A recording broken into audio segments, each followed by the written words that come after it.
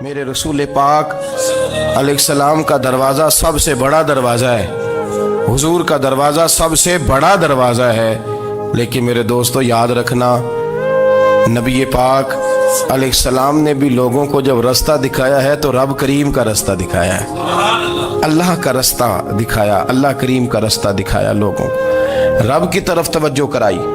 میرے رسول کریم سید عالم صلی اللہ تعالی علیہ وسلم نے لوگوں کی اللہ کی جانب توجہ کرائی اور لوگوں سے یہ کہا کہ وہ اپنے رب کریم کی جانب اپنا ذہن رکھیں، اپنی توجہ اپنے اللہ کی جانب مبذول کریں۔ میری بات کو اچھے طریقے سے سمجھیے گا، علم اللہ تبارک و تعالی عطا کرتا ہے تو اسے اللہ کی عطا ہی سمجھنا چاہیے۔ کچھ لوگوں کے پاس علم ہوتا ہے پر علم نافع نہیں ہوتا، وہ ٹامک ٹونجا مارتے رہتے ہیں ساری زندگی۔ علم کو اللہ کی عطا سمجھیں، اپنی عقل پر اپنے شعور پر زیادہ بھروسہ نہ سمجھیں، نظر اللہ پہ رکھیں۔ حضرت مولا علی شیر خدا کرم اللہ تعالی وجہہ الکریم سے کسی نے پوچھا تھا بڑا عالم کون ہوتا ہے؟ ہمارے ہاں تو اب وہ والے عالم پائے جاتے ہیں نا، اللہ ماشاءاللہ، جو ممبر پہ بیٹھتے ہیں تو دعوے ہی دعوے ہیں، ممبر پہ بیٹھتے ہیں تو دعوے ہی دعوے ہیں، اس طرح کے عالم ہمارے ہاں پائے جاتے ہیں۔ وہ ہر بات میں دعویٰ کرتے ہیں، میں یہ کر دوں گا، میں وہ کر دوں گا۔ یہ مزاج علماء کا نہیں۔ حضرت علی المرتضیٰ سے کسی نے پوچھا بڑا عالم کون ہوتا ہے؟ فرمایا بڑا عالم وہ ہوتا ہے کہ جسے مسئلے کا پتہ نہ ہو تو وہ کہہ دے مجھے نہیں پتا، میں پتہ کر کے بتاؤں گا، غلط بات بیان نہ کرے۔ امام مالک سے کسی نے کوئی مسئلہ پوچھا تو آپ فرمانے لگے مجھے اس سوال کا جواب نہیں آتا۔ ہمارے بزرگ سمجھاتے کیا ہے؟ وہ کہنے لگا آپ اتنے بڑے امام ہیں تو اس سوال کا جواب نہیں آتا۔ فرمانے لگے اگر مجھے ہر سوال کا جواب آتا پھر تو میں خدا ہوتا، مجھے ہر سوال کا جواب نہیں آتا، مجھے تو اتنا آتا ہے جتنا میرے رب نے مجھے عطا کر دیا ہے۔ اپنی نظر اللہ پہ رکھیں، نکل آئیں اس معمے سے باہر کہ میں کوئی بلا ہوں، مجھے بڑا پتہ ہے، میرے پاس 6 ڈگریاں ہیں، مجھے 10 جگہ پہ تدریس کا شغف حاصل ہے، اس سے نکلیں باہر۔ قرآن مجید دیکھیے گا، اللہ تعالیٰ نے ارادہ قدرت فرمایا کہ میں حضرت آدم کو بناؤں گا، پھر بنانے کے بعد فرمایا فرشتوں سجدہ کرو آدم کو، سب نے سجدہ کیا الا ابلیس ابا واستکبر وکان من الکافرین، سب نے سجدہ کیا سوائے ابلیس کے، اس نے انکار بھی کیا، تکبر بھی کیا اور کافروں میں سے ہو گیا۔ تو یہ جب اللہ تعالیٰ نے سجدہ کرایا تو کیسے کرایا؟ اللہ تبارک و تعالیٰ نے نا حضرت آدم کو علم سکھایا خود، وعلم آدم الاسماء کلہا، خود اللہ فرماتے ہیں کہ میں نے جناب آدم علیہ السلام کو تمام اشیاء کے نام سکھائے، سب اشیاء کے نام سکھائے۔ تو وہ چیزیں پھر میں نے نا، اللہ فرماتے ہیں میں نے فرشتوں پہ پیش کی، میں نے کہا کہ بتاؤ ان کے نام کیا ہے، تو فرشتوں نے جو جواب دیا وہ سمجھنے والا ہے۔ اللہ نے چونکہ خود علم سکھایا تھا حضرت آدم کو، جناب آدم سکھایا تھا، لیکن فرشتوں کو نہیں سکھایا تھا۔ تو اللہ کریم نے فرمایا فرشتوں اب یہ بتاؤ ان چیزوں کے نام کیا ہیں؟ تو فرشتے کیا کہتے ہیں؟ فرشتے عرض کرتے ہیں قالوا سبحانک لا علم لنا۔ آپ کبھی یقین کریں اس چیز کی لذت لیں تو مزہ آ جائے۔ کہا قالوا سبحانک، کہنے لگے تو پاک ہے، قالوا سبحانک، کہنے لگے تو بھئی آدم علیہ السلام کو نام سکھا لیے، پھر فرشتوں کے سامنے وہ چیزیں پیش کر کے کہا ان چیزوں کے نام بتاؤ، تو فرشتے کیا کہتے ہیں؟ کہتے ہیں قالوا سبحانک، تو پاک ہے، لا علم لنا، ہمارے پاس کوئی علم نہیں، الا ما علمتنا، ہمیں تو اتنا پتہ ہے جتنا تو نے ہمیں سکھا دیا، ہمیں تو اتنا پتہ ہے جتنا تو نے ہمیں، لا علم لنا، ہمارے پاس کوئی علم نہیں ہے، اتنا ہی پتہ ہے جتنا تو نے ہمیں سکھا دیا ہے، اس سے زیادہ ہمارے پاس علم، اور یہ کیوں تو نے ہمیں جتنا سکھایا اتنا پتہ ہے۔ فرشتے یہ نہیں کہتے یا اللہ تو زیادہ سکھا، آدم کو دیا تو ہمیں بھی دے، یہ نہیں فرمایا، فرمایا انک انت العلیم الحکیم، اے اللہ تو علم والا بھی ہے اور حکمت والا بھی ہے، تجھے پتہ ہے کس کو کتنا دینا ہے، جتنا تو نے مناسب سمجھا جناب آدم کو دیا، اور جتنا تو نے بہتر سمجھا وہ تو نے ہمیں عطا فرمایا۔ تو اگر آپ کے پاس علم ہے، کہیں نالج ہے، اس کو اللہ کی عطا سمجھیں۔ ہمارے ہاں بہت سارے لوگ بن کے بیٹھ جاتے ہیں، میں اکثر کہتا ہوں کہ پھر وہ دعوے کرتے ہیں میرے علاقے والے جاہل ہیں، میرے شہر والے جاہل ہیں، میرے خاندان والے پڑھے نہیں، یہ آپ کا دعویٰ ہے، یہ آپ کو خراب کر دے گا۔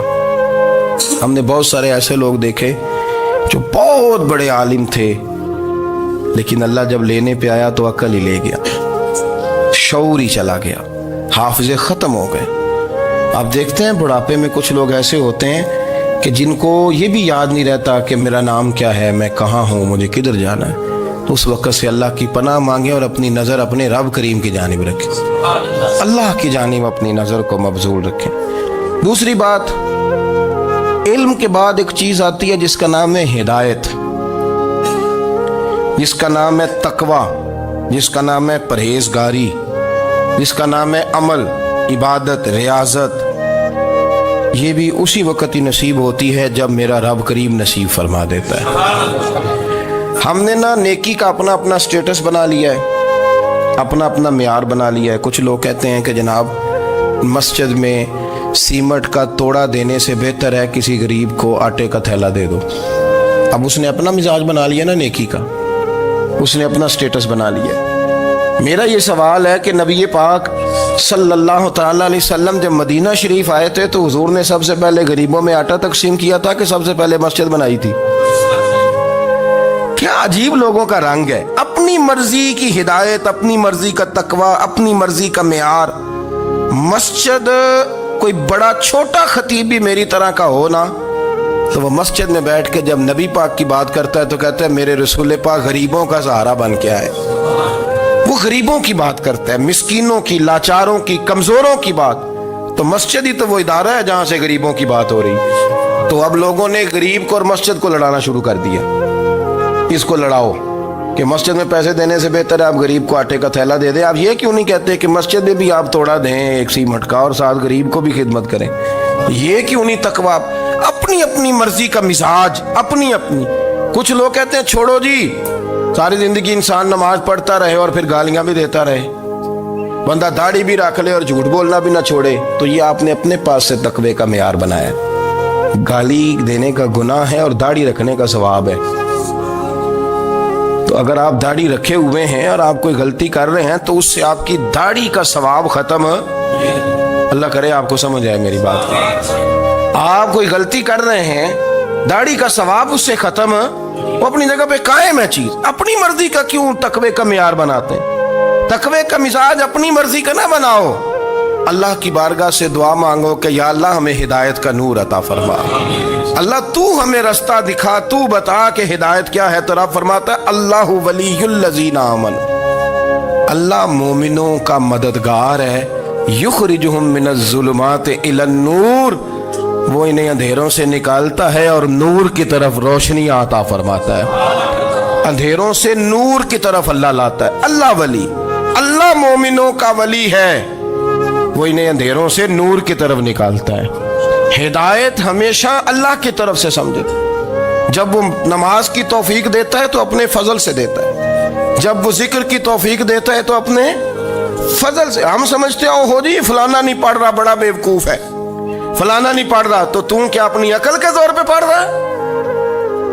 میں جی اللہ کے فضل سے 2 سپارے پڑھتا ہوں، تو کس پہ احسان کرتے تو 2 سپارے پڑھ کے رویا کر کہ اگر مالک تو بڑا قریب نہیں۔ بڑے لوگ ہیں جن کو پورا قرآن حفظ ہے پر انہیں پڑھنے کی توفیق نہیں، تو انہیں فضل کیا اور مجھے توفیق دے دی ہے پڑھنے۔ رویا کر، پڑھ کے رویا کر، راتی ساری کر کر زاری، وہ نیند اکھاں تھی توندے تے فجرے اوہی گناہگار کہاون سب تو نیوے ہوندے۔ مہربانی کریں، ڈریں، نیکی کریں تو پھر ڈریں، پھر احساس پیدا کریں، پھر اپنے اندر وہ کمزوری لائیں، کہیں توبہ توبہ مجھے تو پتہ ہی نہیں، تو جانتا ہی نہیں۔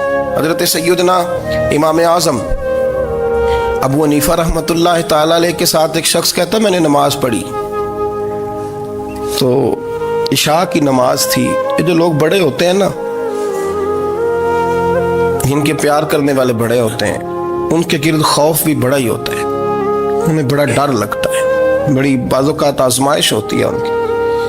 عشاء کی نماز کہتے پڑھی تو امام صاحب نے نا عشاء کی نماز میں تلاوت کی آیتیں فَمَن يَعْمَلْ مِثْقَالَ ذَرَّةٍ خَيْرًا يَرَهُ وَمَن يَعْمَلْ مِثْقَالَ ذَرَّةٍ شَرًّا يَرَهُ، فرمایا جو ذرہ برابر خیر کرے گا وہ بھی قیامت میں دیکھے گا، اور جو ذرہ برابر شر کرے گا وہ بھی قیامت میں اس شر کو دیکھے گا اس کے سامنے آئے گا. تو وہ شخص کہتا ہے کہ سارے لوگ نماز پڑھ کے چلے گئے تو امام صاحب رحمۃ اللہ علیہ نے اپنی داڑھی پکڑی ہوئی رو رہے ہیں. کہتے ہیں وہ ذرہ برابر نیکی کا بدلہ دینے والے، وہ ذرہ برابر شر پہ سزا دینے والے میری سفید داڑھی کو دیکھ. مالک میرے ذرے ذرے سامنے نہ لانا، لوگ تو میری بڑی قدر کرتے ہیں دنیا، میں تو بڑا پہچانا جاتا ہوں، لوگ تو میری راہوں میں پھول لیے کھڑے ہوتے ہیں، مجھے بڑا نوازتے ہیں. قیامت میں رسوا نہ کر دینا، میرے لیے مشکل ہو جائے گی.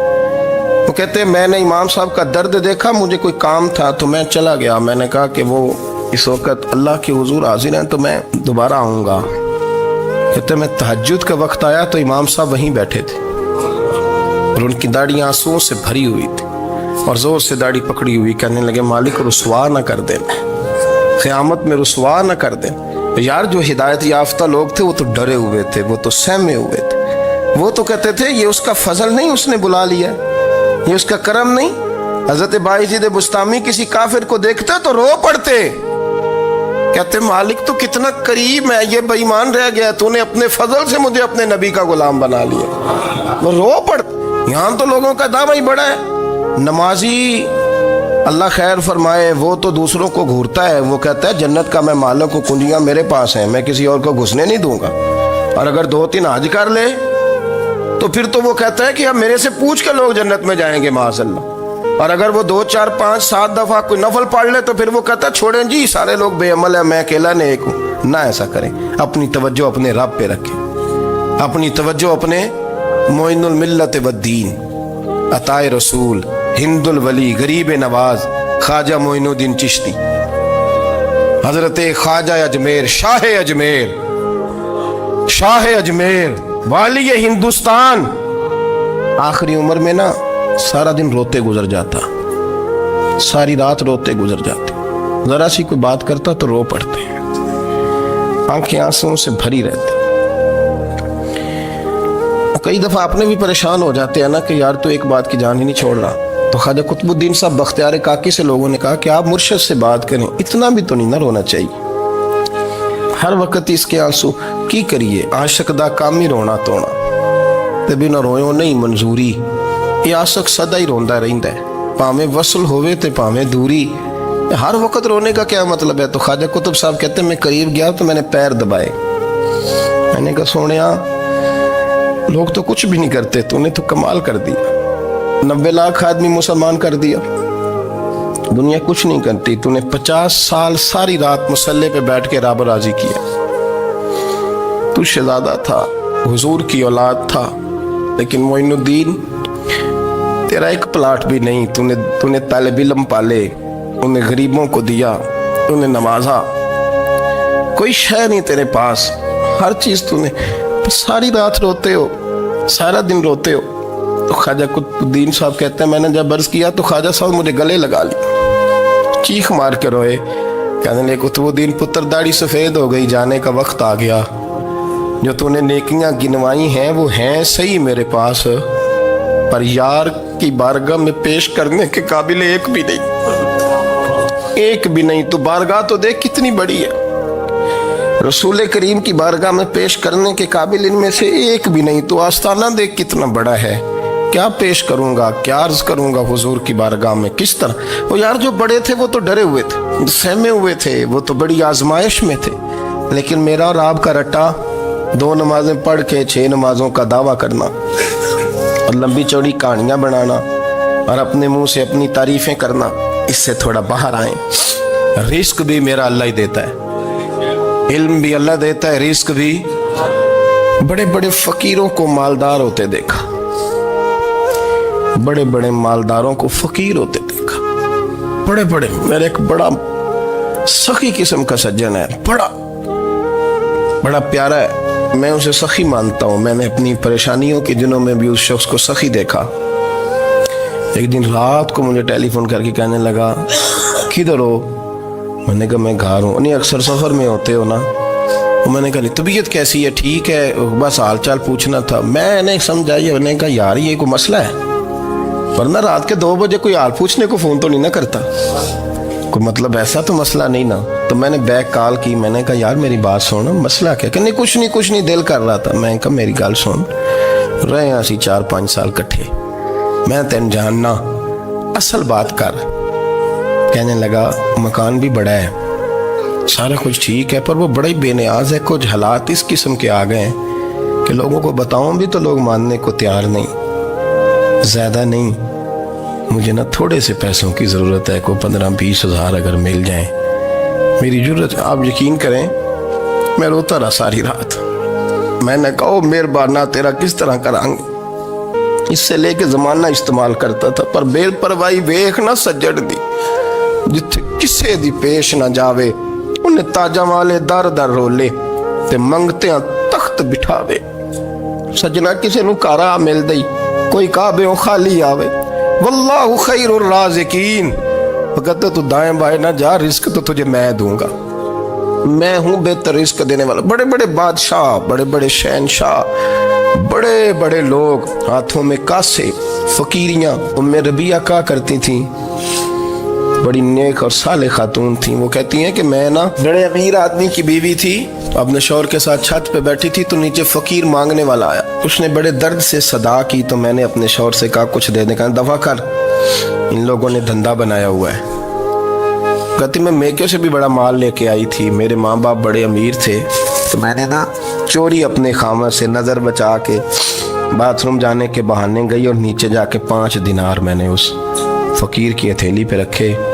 कहते उसने 5 दिनार देखे, फिर मेरी तरफ देखा तो मैंने उसकी आंखों में आंसू चमकते देखे। कहने लगे बीबी रब तेरा भला करे, मैं 3 दिनों का भूखा हूँ।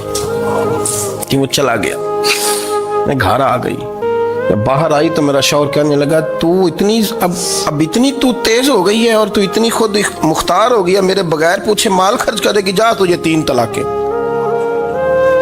कहती मैं बालदार और वजादार बाप की बेटी थी, तलाक लेके घर आई तो मेरा बाप टूट गया, चारपाई पे चला गया। ओहो ये क्या बन गया। कहती बड़ी तकलीफ रही। 1-2 साल के बाद मेरे अब्बा ने मेरी शादी कर दी। अब जिस शौहर के पास गई वो बड़ा नेक था, परहेजगार था, अल्लाह ने बेहतरीन सिला दिया। कहती छत पे बैठी थी, दरवाजे पे फकीर आया, मैंने शौहर से कहा कुछ दे दूं। कहने लगा 5 ना देना, 15 देना, 20 देना, मैं फकीर हूँ, मैंने फक्र से दौलत देखी है, इसे खाली ना लौटाना।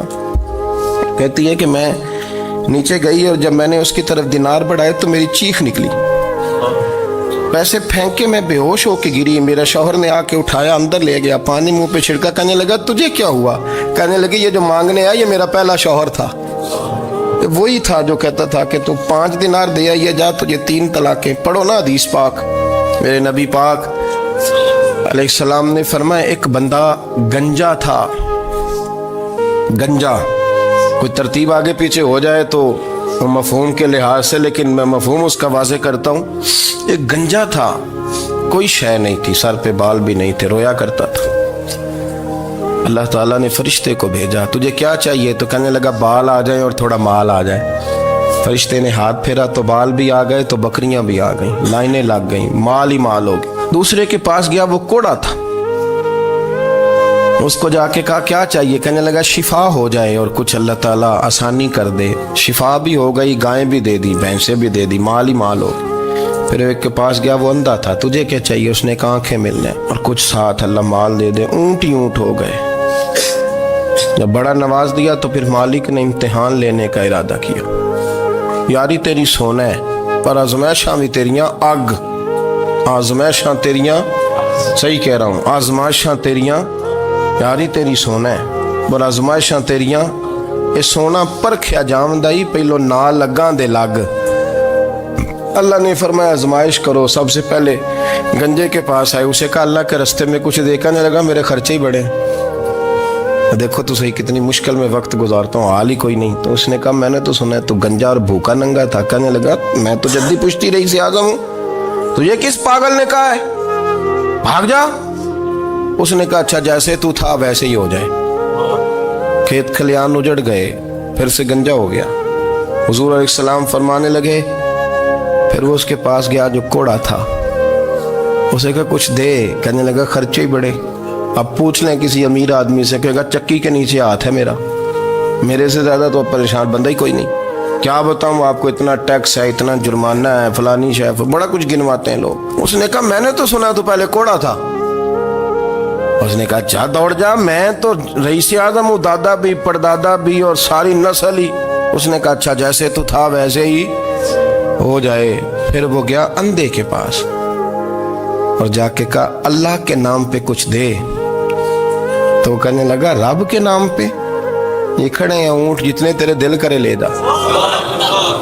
اس نے کہا کیا معنی اس بات کا؟ کہنے لگا یار تجھے کیا بتاؤں، میں تو اندھا تھا، میں نے تو کبھی دنیا دیکھی نہیں تھی، پھر اس کریم نے فضل کیا تو مجھے بڑا کچھ دکھایا، میں کیا بتاؤں، میرا دل کر رہا ہے کہہ دوں کہ پھر اس نے کعبہ دکھایا، پھر اس نے روضہ رسول دکھایا،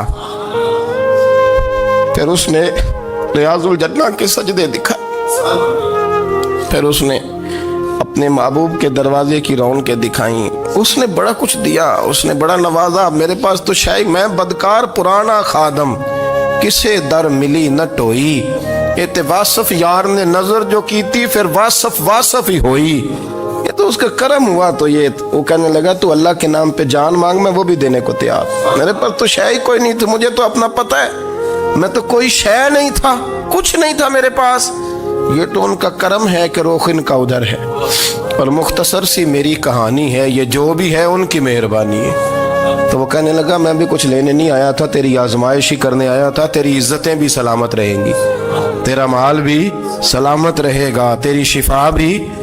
اپنی زندگی میں کبھی بھی اللہ کی بارگاہ سے توجہ ادھر ادھر نہ کریں، چھوڑیں لوگ کیا کر رہے ہیں، دنیا کیا کہہ رہی، کبھی بھی اپنی توجہ دائیں۔ ہمارا یہ مسئلہ بن گیا کہ ہماری سیاست ہے، ہماری دنیا داری ہے، ہم بندوں کو راضی کرنا چاہتے ہیں، ہم دیکھتے ہیں کون کس طرح، اور آپ یقین کریں آپ تھک جائیں گے، بندے راضی نہیں ہوں گے، وہ نہیں راضی ہوتے، آپ ان کو منا کے لائیں گے تو ادھر والے نکل جائیں گے، ادھر کو منائیں گے تو ادھر والے نکل جائیں گے۔ اس چکر سے باہر آئیں، اس رب کو راضی کریں جو فرماتا ہے ان الذین آمنوا وعملوا الصالحات سیجعل لهم الرحمن ودا۔ فرمایا تو ایمان لانے کے بعد نیک عمل کر، میں لوگوں کے دلوں میں تیری محبت پیدا کر دوں گا۔ رحمان لوگوں کے دلوں میں محبت ڈال دے گا، اللہ لوگوں کے دلوں میں۔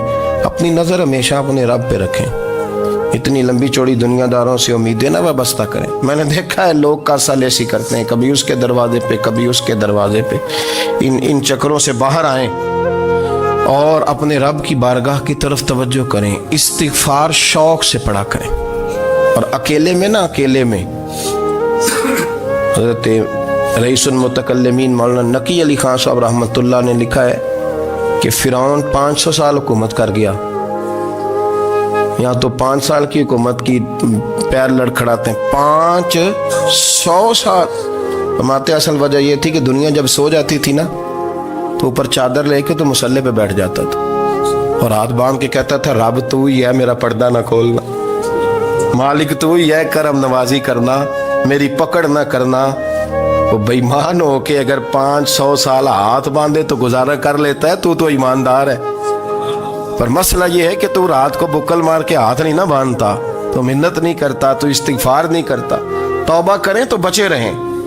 وہ اتنی لمبی حکومت کر گیا چونکہ رات کو کہتا تھا مالک رب تو ہی ہے، لیکن مہربانی فرما، میری پکڑ نہ فرمایا تو اللہ نے تو اس کو مہلت دے دی۔